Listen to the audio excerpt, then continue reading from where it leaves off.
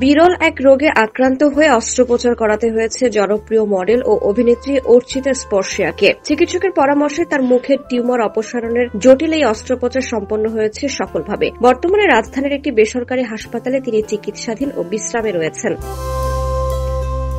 গত 7 অক্টোবর সামাজিক যোগাযোগ মাধ্যমে এক পোস্টে নিজেই নিজের রোগ ও অস্ত্রোপচারের কথা জানান স্পর্শিয়া। এরপর থেকেই ভক্ত ও শুভাকাঙ্ক্ষীদের মধ্যে তার শারীরিক অবস্থা নিয়ে উদ্বেগ বাড়ে। গণমাধ্যমে স্পর্শিয়া জানান, অস্ত্রোপচারটি সফলভাবে সম্পন্ন হয়েছে। তিনি বলেন, অপারেশন সাকসেসফুল। টিউমার হয়েছিল, বেশ জটিল অপারেশন ছিল, তবে আমার পুরোপুরি সুস্থ হতে আরো সময় লাগবে। আপাতত কিছুদিন আমাকে হাসপাতালে থাকতে হবে।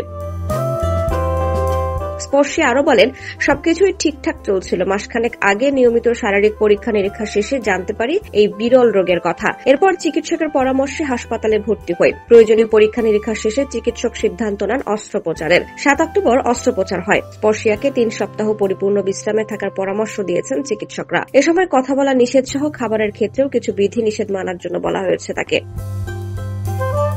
তবে তরল খাবার গ্রহণ, পরিবারের ঘনিষ্ঠ সদস্যদের সঙ্গে সীমিত পরিসরে যোগাযোগ রাখার সুযোগ রয়েছে তার। তিনি হাসপাতাল থেকে জানিয়েছেন, এখন ধীরে ধীরে সুস্থ হয়ে উঠছেন। অভিনয় জীবনের ব্যস্ততার সময় হুট করে এইভাবে অসুস্থ হওয়ার কারণে কাজের গতিতে কিছুটা বিরতি টানতে হয়েছে তাকে। এই ব্যাপারে তিনি বলেন, ওয়েব সিরিজ ও সিনেমা সহ কয়েকটি কাজের ব্যাপারে কথা হয়েছিল, কিন্তু অসুস্থতার জন্য আপাতত সেসব করতে পারছি না।